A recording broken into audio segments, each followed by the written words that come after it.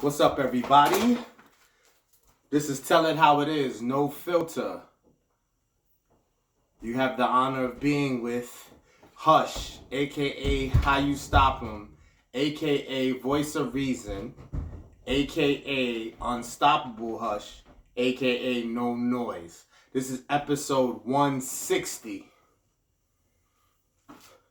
Had some special guests with me last time. How was y'all feeling that? I mean, I seen the views up a little bit. You know, sometimes I'll bring some people.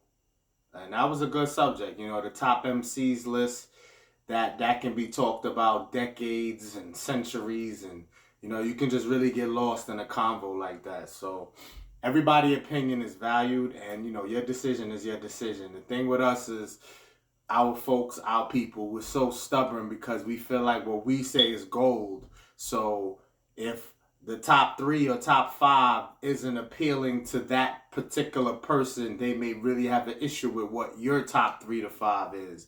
But again, it's what you want to hear. It's who you favor, and it's just your personal preference. It's just like I said, it's a serious conversation. And I had a lot of fun, so I hope y'all enjoyed that. If not, you can check it out. It's still there. It's episode 159, our top MCs list. It's the episode before this one.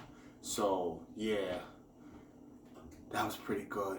How's everybody doing otherwise? Hope all is well. I know the weather's bugged out because it's like spring, but it's wintertime still. Because the temperatures, we even had a little snow.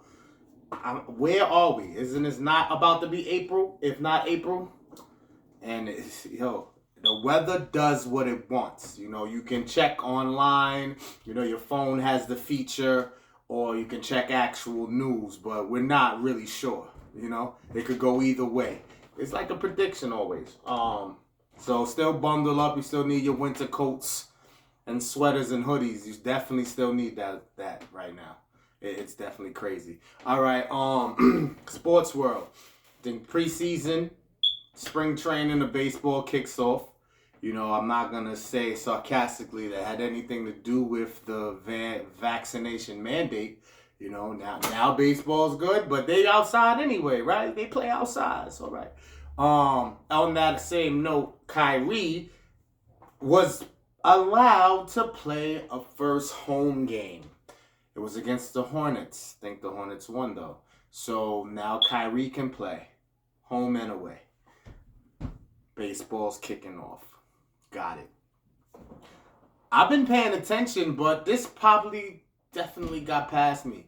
I never counted Memphis Grizzlies out. I never talked about them highly, but I know what Ja Morant brings to the table. And, you know, I'm sorry, because I so focused on him, I didn't realize they have a nice little young squad around them. Yo, they second place in the West. I don't know that may not mean nothing today, but I know the West was powerful. You feel me? So if you're second place in the West, that means you're saying something for sure. And then I'm hearing like the record without Ja in the lineup, because he's currently was hurt. I don't know if he came back yet, ankle or leg thing. They're pretty good, 15-2 without Ja in the lineup. You gotta pay attention to these type of things. I know regular season is regular season and playoffs is playoffs. You know, there's a lot of expectations on how good Cleveland looks, but we don't know if they're a playoff team yet. Memphis stuck his head in the door a couple times, but we don't know how they're gonna adjust in the playoffs either. But either way, salute to Memphis. They definitely showing like, yo, we're to be talked about. We work hard, we get it in, which all NBA teams should. I don't know what their locker room and practice regimen consists of, but you figure they get all these big bucks, they're doing something they love. It should be at top-notch level. You know what I'm saying? So shout to them for sure, Memphis. Let's go. The Sweet 16 is down to Elite 8, down to Final 4. So we have Villanova, we have Kansas, NC, and Duke. It's the Final 4. It's the Final 4. Yo, St. Peter's, shout you out. You know, I didn't follow your full season, but I saw what y'all did. And, you know, this is the furthest y'all have gotten. And salute, man. St. Peter's worked hard, man. Next year, you might get to the next plateau. You feel me? Shout out St. Peter's. The upset was Gonzaga. Arkansas took care of that. That game was crazy. So yeah, we down to our final four. And who are you rooting for? I mean, I don't have nothing against any of them. So it's not like a rival for me. So I really wouldn't be upset at how it goes either way. Um, North Carolina is good for me. I like you. I like them. Duke, there's controversy with that. I like Duke and I don't like Duke, but I don't have nothing really against them. Villanova, I like them. Kansas is quiet for me, so let's see what happens. You know what I'm saying? It's quite the interesting setup. So yeah, it's Villanova versus Kansas and NC versus Duke. As far as those games go, I would like to see North Carolina and Villanova. But again, I'm not upset if it goes the other way. On the women's side, it's harder to keep up. I apologize. It's just so many games. I believe it's Louisville, Stanford, Uconn, and Kentucky. I want to say those are the four. Forgive me if not. I know Uconn and Stanford is definitely there though, because Uconn is always there.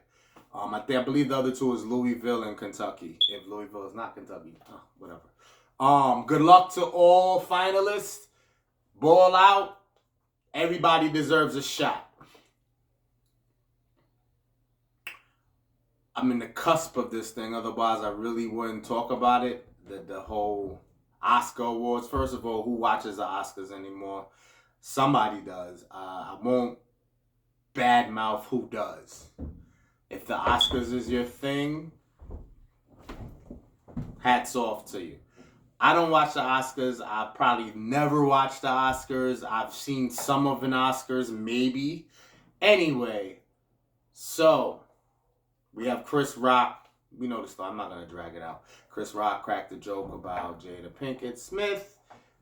She has a role in the G.I. Jane 2, or does she even? Or was that joke just really out of line? Where he says, I can't wait to see you in that. She suffers from, I don't know how to pronounce this, alopecia. It's a hair disease. I guess it reduces or takes away from the follicles of some sort where, yeah, you definitely have hair loss if you have this. It's alopecia or opolacea. I don't know. It begins with an A, it ends in an A. I got it at ALOPECIA. Or it could be APOLECIA. I'm not a friggin' professor here. You know what I mean? You get the vibes. If you Google it, you'll see it. God bless and prayers to Jada Pinkett fighting this and doing well. You know what I mean? Like, she can get around it. She's a beautiful woman. It doesn't matter the hairstyle. But for women, y'all gotta feel that. Nothing a guy can say can help. All right, so anyway, Chris Rock cracks this joke about it. So Will Smith laughs initially and then realizes that it's not that funny because his wife didn't find it that funny. And so he chose to go upstage, smack him, and say, keep my wife's name out your fucking mouth. Now, this is too much. Because there's a time and a place. I don't feel like that was where that should have happened. But who am I to tell you how your emotions are boiled at a moment? At any given moment, you can just go 0 to 60. So I'm not going to fully get on him for the timing of it. Do I feel it was necessary? Possibly. I don't know what build-up is prior. I don't know if that was the first time. But, we have this real strict thing where I'm from is you don't play with me. I don't give off that aura that I'm the one you can play with. You know what I mean? So certain people just have a certain respect because shit was solidified from the start not to play with me a certain way. And maybe, I don't know if Will has solidified that. I'm not calling him a gangster. I'm not calling him a softie. What I'm saying is was that squared? Is that something like that was a buildup, as I said, other jokes, other comments, and it was just brewing? Or was this a random, isolated first-time thing? I would have stepped to Chris probably outside the show, though. You know what I mean? But to have handled it there, fine, it is what it is. No jail, nothing. I'm surprised at that. That's because they're famous, though. There was no apprehending or anything, any charges. They said they went to Chris Rock to try to file a suit, and he didn't want to. I guess he saw what part he played in it, which is mature to realize that even if you feel you didn't deserve the assault, you are mindful that you did something to egg on the assault. So I do see that both have apologized since. Will Smith has, I don't know if that was on Twitter or whatever, he has posted a public apology, and Chris Rock as well. So hopefully they can kind of like be all right since they both apologized. And since, Will did get his point across, will Jada be cool with Chris Rock? I'm not too sure of that. And that will taint whether Will can be or not as well. But either way, that was a bad moment in history for us because us black folks, anything that we are invited to or partake in that is not put together or run by us, we're supposed to be beyond grateful for being able to attend. So to show behavior like that, the other folks will have something to say that's definitely going on in the board meetings and for the future to come about shit like that popping off. So that's why I was a little concerned about that. But other than that, it is what it is. If you felt you had to get that off, well, I hear you. Me more, like I said, maybe I'd have went behind the scenes on that, at the end. Shout out to Chris Rock for not retaliating. Could I take a slap? I'm hosting a show and you slap me. And the entire world sees. There go that pride and ego thing again, though. Maybe he didn't give a fuck. Maybe it's if he did want bread out of it, that's a way to get money by not retaliating. But to not retaliate and not sue, that was big. That, I don't know where to place him. I thought he was from Brooklyn, though. That doesn't mean everybody from Brooklyn tough. And I'm not saying he should have been tough in that situation. I'm just trying to figure out his angle as to why. Because a slap on television, how are we responding to that? No matter what position we're in, what title we hold. How are we responding to a slap in the face on national TV, on camera, no matter the reason? Let's ponder for that for a second. I'm not. It's just throwing me off thinking about it. Like, I'm not promoting violence either. They said King Richard, the actual father of Serena Venus, is he still alive? I saw a quote saying that we don't condone violence. So they've chimed in on it. And I'm not condoning violence either. But it's a fine line, and I'm sick of this, like, lack of responsibility. Because it's like, yeah, violence is not the answer, but sometimes some shit just get forced. I'm not saying this is the best example of a time where that was the only solution. I can see why it got there, though. But we can't live this life one-sided. There's some things that just sometimes need a little more aggression. A little more physical, hands-on shit. Because, people be getting it twisted, yo. And I guess it's whatever mood you're already currently in. Like, if you're happy in a good space and you've been rocking like that for a while, maybe it's easier to say nothing can get you there. I know that when things are rough, that it's easier to get there. You know what I mean? And that's what I'm going to focus on today, because it's about where things are in perspective to your life. Like, how are you feeling with general shit you deal with day to day, so as to not get triggered by something else. You're already not there, but you still got to separate and take some emotions out of it, because sometimes when you do stuff, I get it. Sometimes you do things and there's a backlash for it or consequences later, and it was like, was that worth it? Some people will be stubborn and say whatever actions they do, they're happy with it because they agree more with the moment than what happens later. If they got some satisfaction out of that moment, I mean, that's with everything. With violence, it's with anything you could think of, relationship-wise, cheating, etc. The thing is keeping a level head, though.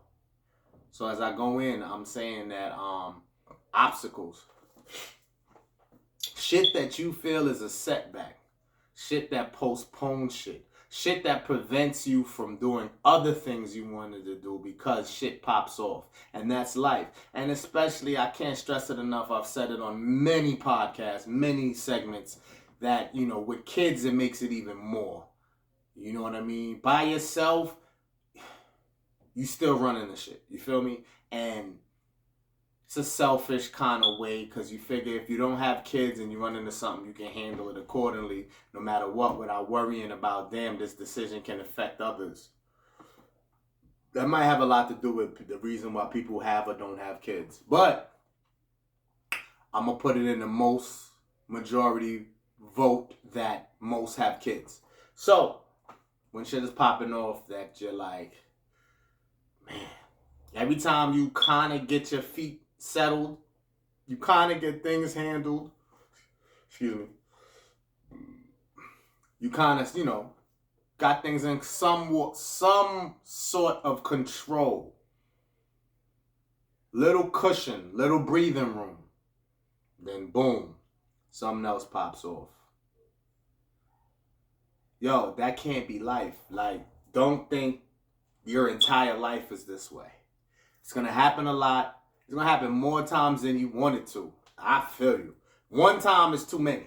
But get through it and kind of have this, you kind of got to have this attitude like, I got through it, what's next?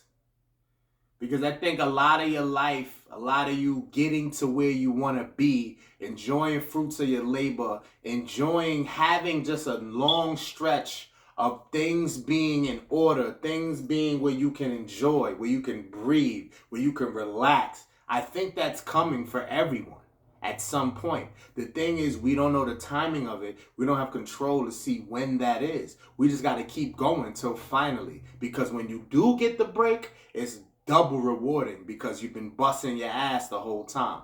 So every time something pop off, do not give in. Do not let it blow you to the roof. I know it's hard. It's easier said than done. And it depends on the weight of the obstacle because everybody's not built to handle anything. But I'm just saying, you got to try to say, I'm a fight. I'm a fight. I'm a fight. If you wasn't worth the fight, it probably wouldn't happen to you. The thing is, it's testing you because it knows you can probably survive it. So whatever happens, just keep going. I know it's hard. It's hard. I say this many a times. There's never enough segments of podcasts or episodes where we couldn't talk about this. We could always bring this up because I want more people to not throw in the towel, let the devil take over. I'm not being super religious, but evil comes from somewhere. And let it really take you out. Because there's some things you can do. It's easier to fall off focus, fall off track, and just be like, with it. And things could get worse pretty quick. Because the fight still keeps you above sea level, as they say. If you're not even trying to fight and trying to get through the shit just gonna be worse and worse. Things don't just go away without a fight. You gotta fight. You gotta fight. There's no question about that. And I just want you to know that there's something special coming after all the fights. Sometimes patience is the virtue, for sure. For my people who work at any type of city agencies or jobs where you got to get them years until you get a pension and you're retired and you can enjoy that bread, you got to kind of still fight because there's more than one hustle out here. And that money, although may be good, benefits are good too. There's more to your life than that. And I understand and respect you chasing dreams, chasing other avenues of things where the one job is not your all. There's more to life than that. But hold on to it and have the patience to say that I did put in work, blood, sweat, and tears here, so I want what's coming for me. But I also got to do what I got to do. You feel me? So that's all really with that. And you'll see rewards, man. It's slow. You can't tell yourself I want to see XYZ by May 1st. Those are for people with short-term goals.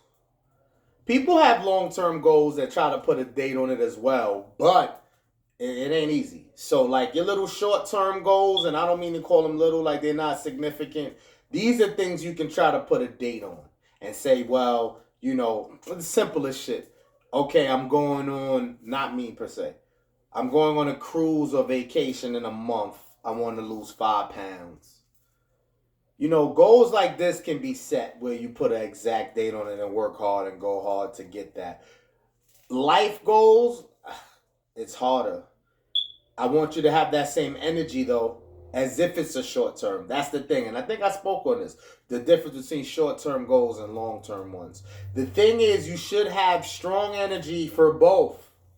The short term is a little more pressure because it's in a shorter time, clearly.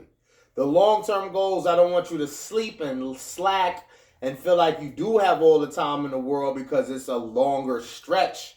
But you still should have the short term energy because ain't nothing wrong with getting to a long term goal quicker than first estimated. Get it? So definitely still go that hard. But you got to know the difference. You know what I mean? And everything can't be long and everything can't be short. So you can't just place all your problems in a bag and call all them short-term goals to fix them like you're going to fix them shits in like a month, a week or two. You know what I mean? A lot of things come with how you built up to get to the point where you're at now. That's why we go through the trials and tribulations when we're younger. From the time we're coming up as kids, adolescent, teenager, young adult. I don't want to really put blame on the parents too much, but I know that has a say in how we end up and what things we have to overcome because of how we start. So, when we first become adults, everything that we do financially, the scope's on it from then. Yeah, you're young, so you have time to make up and fix mistakes you made while you were learning, while you were going through the process of being a young adult. But now, the more time you've wasted or the more mistakes you may have made will slow down when you're older trying to get to your goals because of shit you have to clean up from when you was younger. And everybody's going to have a cleanup. Nobody's really going to get through this stages of life without those type of obstacles because we all had to learn the hard way something. It's about not repeating the same mistakes though. Minimize that, but mistakes are to be made. You're a young adult, no matter what type of parenting you had, you still have to feel this shit out for yourself. And that's why it's better if nowadays, as the times change, if we can put our youth on, it don't have to be our kids per se, anybody coming up, if we could get them to try to pay attention early, they can avoid having to clean up the mess. It's nothing to clean up a spill, but a mess, if we could kind of start to crack down on our young adults coming now and try to prevent them from having these situations. Man, your credit is solid, man. Your credit is a very important thing. We can't minus how important that is. So to have it, the better you have it, that's a good look. Because that's cleaning that shit up is a mess. Easier said than done, I know. And everything else, you know what I mean? I don't know if you have to kind of go through things also so that when you're older and you go through things, you have the patience and tolerance for it and say, I'm going to make it, I'm just going to keep fighting versus those who really didn't go through much or as much. So now when they're older and they go through it, it just gets blown out of proportion and they really lose it. Or maybe they can still get through it even though they have the lack of experience. But I think that you should just stand tall and, like I said, have similar energy in small goals, short term versus long term, and just keep riding, keep banging because it's presented to you because it appears you can handle it. Are you going to handle it the best? You can't doubt or question that. You just got to try to get through the punches and see a way out. You know what I mean? And then things should get better eventually. Sometimes it'll play with you. It'll be 2 bad days, 3 good days. 1 bad day, 2 good days. 3 bad days, 1 good day. It's going to shuffle and be crazy, but you're just trying to keep fighting to get past that whole entire thing. It's like a storm that, an area in the world where there's just this stretch of rain and maybe flooding. And then once it passed, that's it. At least for the year or for that season. You feel me? So it's kind of like the same thing. Whatever goes on, there's an end to it. You know what I mean? So you'll get that breathing room. It's about how much patience you have and, durability and confidence. because confidence goes a long way. It's not about just looks and whatever it gets you, whatever else it gets you. It's about also using that for difficult times, for things that you have to overcome. You feel me? So just keep these things in mind and you should be all right. You know what I mean? I'm flying here today. I ain't gonna shortchange y'all. We're gonna sit here for the full duration. What else? Money isn't everything, you know. I talk about that plenty of times. You need it. You need it to survive. It's crazy how much you need it to survive. But that comes and goes. So can we throw that in this same thing about good times and bad times? Weathering the storm, getting through whatever struggles. The money is that too, because there's going to be times you got a little bit of money. There's going to be times where you need every dollar. What you calculate, how you spend is important. And don't feel like you're less than important if you're somebody who is considered lower income.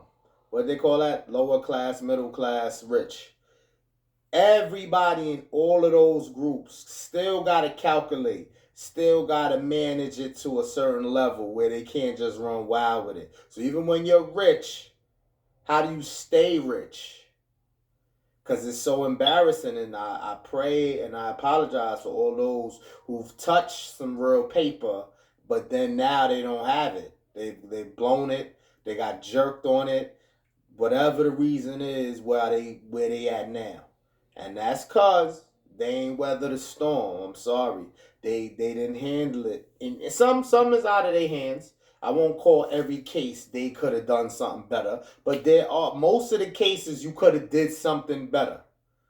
Some that got jerked, you know, some shit is just foul. The game is foul, cold-blooded. You got to read all the fine prints and all of that. And that's, you know what I mean, pretty much what it is with that. But even with the money, like I said, it's just obstacles is just a part of life. So everything you think you have, you know, that you can just go to and forget your problems is only a temporary fix. That's why the drinking and the drugs and all of that, if people do that for some kind of getaway, some kind of like a deep breath or some kind of comfort that they believe it brings, it doesn't do anything. It's a temporary fix, you know, and that's your health. So like you can probably cheat the system every time you run into a struggle. You hit that bottle or you hit them drugs, and for that time frame you're able to ignore the issues, and you feel like every time there's an issue, if you go to that will overcome it. Now your health, like I said, so if that does work in some sort of way for you, fine, but know that your health wise, your body now is suffering at some expense. This is for excessive, you know, like if you really hit it hard when shit go left. You know, now when you get past these obstacles and I guess the other part of your life starts to show some happiness, some peace and serenity, now you may have some health issues because during all them times you had to bang, that's how you coped. And easier said than done again. I'm not sitting here acting like no perfect human being that every single issue I've ever went through, I didn't turn and had a drink or something for it. Sometimes I just want to drink because that's just to relax. I don't really use it as a reason because I'm going through something per se. Because again, that doesn't solve it. It's a temporary fix. You know, you can tie in whatever reasons you do whatever you do for whatever. You know what I mean? Just be aware of how it's no, you know, do things because you want. If you want to drink, because you want to drink at the appropriate times that you could fit in your life. You know, everybody's life is different where they can factor that in at. Drugs, I'm not even touching on that. Y'all do y'all with that. But it's still, you know, a thing you're going to go through. And it's about just trying to handle it the best way you can. Because again, once you get to the good parts, you can really enjoy that more. You'll appreciate it more the good parts, the good times, if you really stood tall against the bad times and banged and fought it and just dealt with it the best way you can without getting super emotional, giving up, throwing in the towel, excessive drinking or drug usage. That's like being weak. It's like you're being weak. I don't call you weak. Everybody's built different. I don't know what you can handle or sustain. You know what I'm saying? So it's not for me to judge the weak and the strong. It's just sounds. It's a sound and what it appears to be of someone weak when you hear it. But I don't know your personal issues or struggles. You feel me? So that's where we have to sort of have an open mind because we don't know what people are really going through mentally, and there's never enough talk about mental health. It's never going to be enough talk. Every podcast in the world could have an episode about it, and it still ain't enough because it's still heavy out there. And it's crazy because there's people who know about it, know they have the issue, and there's people who don't. So that's where it's scary at and dangerous for the people who don't know they have a mental issue. And that's no judgment on them as well. You know what I mean? People who just are going day to day, not even realizing it. And, not seeking any help because they think nothing's wrong. And then the people who do know they have an issue, some of them don't want the help either. And it's very touchy to say who can handle certain situations without talking to someone professional and who can't. Because everybody's not built the same. I can't stress that enough. So some people may feel, and maybe they can't afford to, so they're like, I can get through this shit myself. I don't need to talk to nobody. And they may be correct. They may not. They can get through it, and I hope they get through it. Then there's people who say the same, but they need the help because there's nothing changing. They're going through the same things, or it's affecting them at the same level continuously. Then you may need to talk to somebody. I ain't gonna hold you.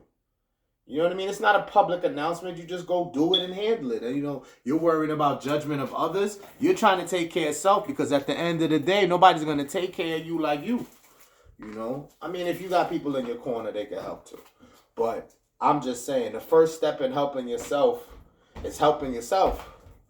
Who's going to help you if you don't show initiative to begin with? So just take heed to that. And I feel like you can get through, man, if you hold on and realizing if you have a mental issue or not. That's like the first step. Fuck bills and everything else. You know what I mean? If your mental is not there, you're not going to get through it's going to be tough to get through the littlest things, much less something real heavy. You feel me? So try to see if you can, tackle that first. Do I have issues? Can I handle these issues I have alone? Do I need to speak to somebody? Damn. Let me really analyze that. Really dig deep and see. And that could be part one of a solution that you don't even know. Now, everything else it may not get easier, but at least you tackled something the right way. It's all about maturity, getting older, wiser, seeing shit, not walking down the same path you've walked before. Just really grasping on the reality, being humble. Just being aware of everything around you. But I go back to the beginning of this segment right here and say, but some people get it twisted though. I'm not the one to play with. You know what I mean? In certain scenarios, certain type of ways. You get your little jokes and your shit off. I get it. No disrespect to Chris Rock or Will. But I get both sides of that. You know what I'm saying? Honestly, I understand all angles of it. I get you on the maybe not on television. Maybe not right there and then. But he get approached later. I also get, okay, it's just jokes. But it's kind of a sensitive area. Do Chris Rock play with them like that on the reg? You know what I'm saying? All of those there are factors to question why things go the way they go before you can really judge it or give your opinion on it. I mean, you're still entitled to your opinion, but heavy judgment on something, you got to ask certain questions first. You feel me? Then make your decision there. And I appreciate y'all joining me as always. Till the next time, stay safe, stay humble, be grateful, and go out there and get your bag. You feel me? Get to the paper. Best you know how. And don't give up. I holla.